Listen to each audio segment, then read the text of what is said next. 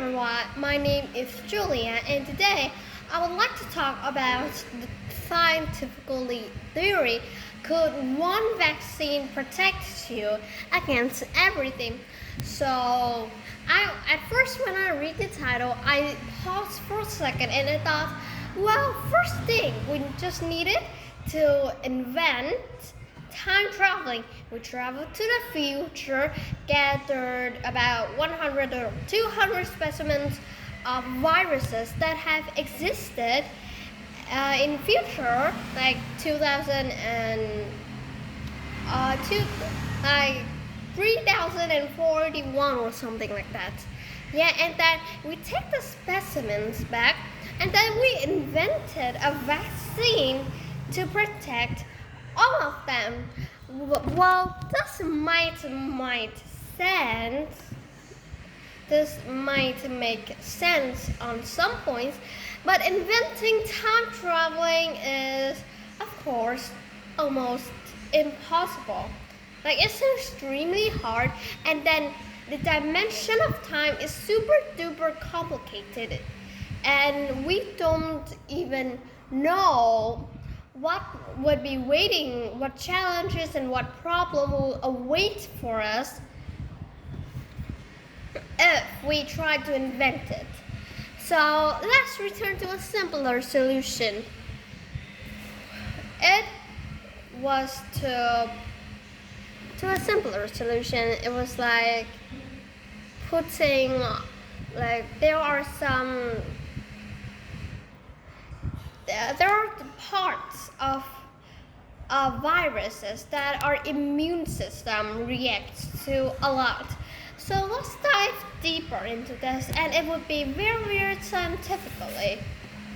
So we'll get back to the grand vision later. But first, let's start with something that's being developed now: a vaccine that would protect you against every strain of the flu. Even ones that doesn't even exist yet. Here's one flu particle that is almost invisible. On the inside is a virus's RNA, not DNA, mind you. And on the outside are lots and lots of hemagglutinin proteins.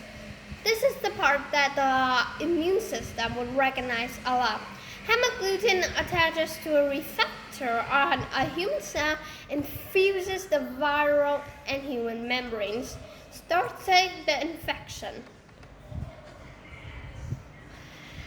Okay, so hemagglutinin is one of the things that your immune system recognizes and reacts to you the most.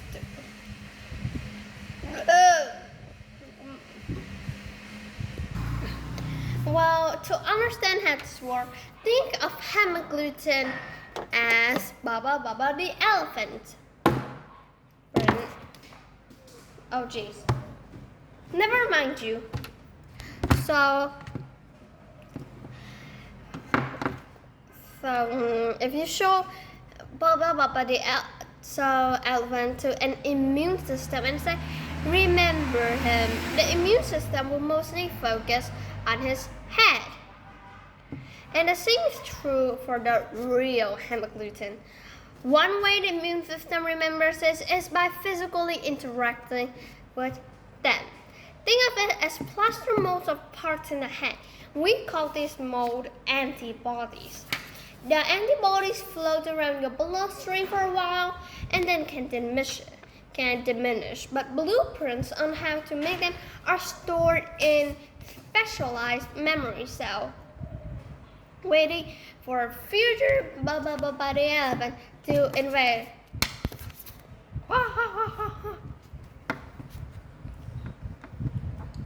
Well, here's the thing though. Hemagglutinin is constantly mutating.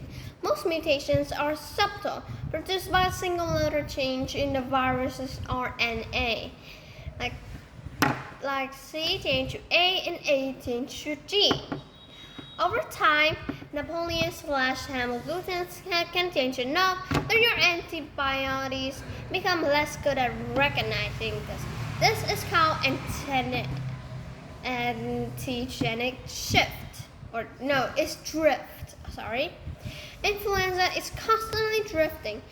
That's one reason you have to get a new flu shot every year. But sometimes bigger changes an animal can get infected with, say, a human flu and a bird flu, and those different viruses might infect the same cell. If that happens, the two viral genomes can recombine in tens or even hundreds of ways. The human flu virus could pick up a bird flu hemagglutinin that's never infected humans before. This is called antigenic shift. And if you get infected by this version of influenza, none of the antibodies against Napoleon had are going to help you. Antigenic shifted viruses have the potential to infect many people very quickly, causing epidemics and sometimes pandemic like the COVID-19 pandemic. So, a truly universal flu vaccine would be able to protect you against every current flu strains that you ever got and the futuristic ones that haven't even existed yet. But there's a problem that hindered classical vaccine production. Many conserved regions are in the neck, and it's tough to get the immune system to react to the neck. So also because influenza-like viruses also have been around for millions and hundreds of millions of years, there might not even be a single region that common all across all species and subtypes of influenza. But there's promising science in development. Remember this is a protein called ferritin. Its normal purpose is to store and remove iron, but it's also the rough size and shape of a small virus. So it would be completely harmless and very engineerable. Going one step beyond that, there may be conserved regions that we can take advantage of across different but related virus species like SARS-CoV-2, MERS, and a few coronavirus would cause some common cold. Well, a fully universal vaccine against all infectious disease is, at the moment, squarely in the realm of science fiction. Partially because we have no idea how our immune system will react if we try to train it against hundreds of different diseases at the same time. Probably not well, and there might be side effects on that. But that doesn't mean it's impossible. Look at where medicine today, from x-rays to medicine that doesn't cause headaches or stomach aches, to where it was 2 centuries ago, which was basically a pot filled with leeches. Who knows what it'll look like in another 50 or 100 years. Maybe some future groundbreaking technology will bring truly universal vaccines within our grasp. Thank you for listening.